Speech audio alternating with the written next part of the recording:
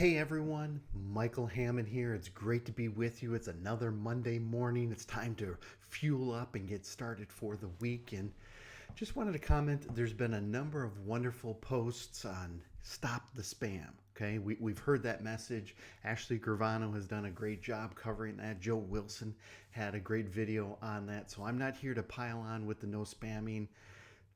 I agree. Stop. Quit sending out those spams. But what I really want to talk about is why are people doing that? And more importantly, what are some of the solutions to this? So we're in the middle of a pandemic. All conferences basically have been canceled through the rest of this year, and who knows what's going to happen for the start of next year. So people are struggling that haven't had much success digitally are realizing, well, I now have to use digital. Either I can cold call people, I can send them out emails, and now I'm going to just start spamming people on LinkedIn or on Instagram or whatever social media channel they're using. So let's focus on the problem, not the symptom. The symptom is the problem is they're lacking sales, they're lacking a digital identity, so they're trying desperately to do whatever they can. So they're sending out mass emails. I'm getting more emails than I ever have. They're sending out all kinds of DMs as soon as you connect with somebody. So let's focus on what can you do, right? Because at the end of the day, the reason people are doing this is they're trying to hit sales numbers. They're trying to meet expectations. They're trying to hit a quota. All of that is important.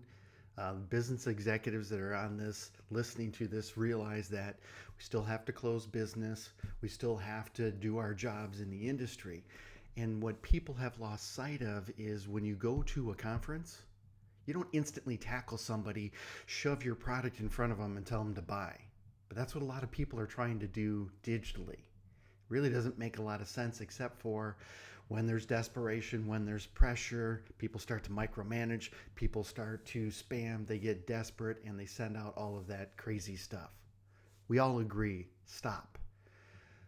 What you want to be focused on is how do you build strong relationships, right? Whether it's on social media, whether it's picking up the phone call, whether it is at a conference, whether it's at now virtual conferences, you want to focus on building relationships. So what you've got to do first is if you're going to post stuff of value, not just all about your product or your service, right? Post valuable information, a LinkedIn tip, post a tip on how to get a mortgage, post a tip on what's happening with rates. Share insights that you have that provide value to other people. Secondly, is you got to start engaging with other people's content. People always talk about, well, Michael, no one's engaging with my content. And the first question I ask is, well, how much content are you engaging with other people? Most time they say little to none. Well, that's the problem, right? If you want to build a relationship, it's a two-way street. It's not just whatever you want to get out of it. It's how do you interact? How do you share like-minded thoughts and ideas and strategies and what's working out there? So let's focus on those two things. And then for those of you that say, okay, Michael, I've already heard that before. What else can I do? You can start getting much more strategic and start planning out your whole digital strategy so that you combined some emails, so that you combine some phone calls, so that you combine outreach on social media. And it's pulling all of those together. And then you've really got to understand part of the strategy is the frequency, the type of content, what's working. Highly visual emails don't work as well anymore. So you've got to focus on less visuals, more text, more copy in an email.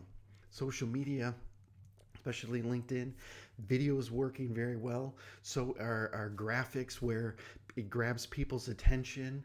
Those are small things, but what about account-based marketing and really getting focused on who are the people that you're trying to connect with, connecting with those people, then taking the time to engage with their content and starting to foster and build that relationship and find out areas that you share in common and tips or suggestions that they gave. So as we approach this new week and we fuel up and we're ready to attack the week, focus on building true, valuable relationships.